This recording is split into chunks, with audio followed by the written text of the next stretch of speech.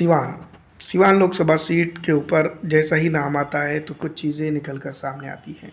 उसके ऊपर हम बात करेंगे, लेकिन सबसे पहले मैं आपको बता दूं कि सिवान, ज़ेरादई, दारौली, रघुनाथपुर और दरौंदा, इस तरह से लोकसभा विधानसभा सीटें इसके अंदर आती हैं। कुछ और भी हैं, लेकिन दोस्तों मैं आपको बता दूं कि सिवान ज़िले की अगर बात की जाए तो कुछ चीज़ें निकल कर सामने आती है।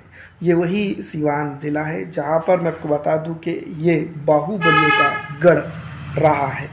दूसरी तरफ मैं आपको बता दूं कि यही वो सिवान ज़िला है जिसके चलते पहली मर्तबा दोस्तों मैं आपको बता दूं कि आरजेडी यानी कि लालू प्रसाद यादव अपना बहुमत बचाने में कामयाब हुए थे।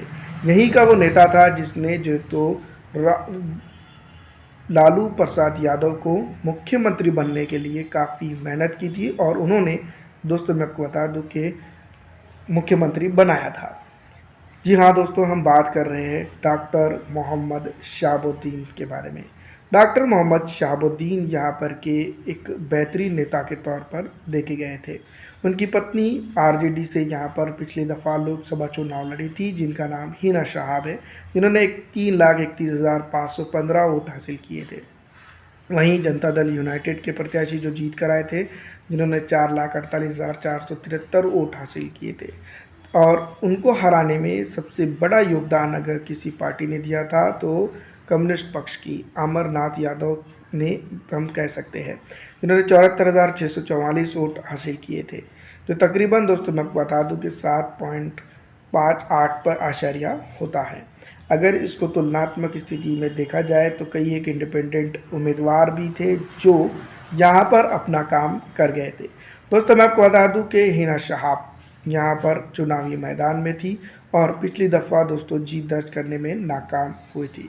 लेकिन जैसा कि आप जानती हैं कि आरजेडी के कई एक नेताओं पर पिछली दफ़ा देखा ये गया था कि वो हिना शहाब यानी कि खुद के ही प्रत्याशी के लिए वोट कराने में नाकाम रहे थे। इससे पहले कई एक प्रत्याशियों के बारे में विधानसभा चुनाव के दौरान भी ये बातें रिकॉर्ड की गई है कि जो है तो आरजेडी के नेता इस तरह से करने में नाकामी बरतते हुए नजर आए हैं। कई एक जगह पर देखा गया है कि क्रॉस वोटिंग कराने में उनका हाथ रहा है। इस बात को कई एक नेता बोलते तो ज़रूर आते हैं, लेकिन अपने आप में प्रूफ करते हुए नज़र नहीं आते हैं। पिछले दफ़ा लोकसभा चुनाव की बात अगर की जाए तो मैं बता दूं, आरजेडी पूरे बिहार के अंदर चारों खांधे जीत रही थी और सेकंड, थर्ड और कई तो अपनी पोजीशन भी बचाने में वो नाकाम दिखाई दी थी।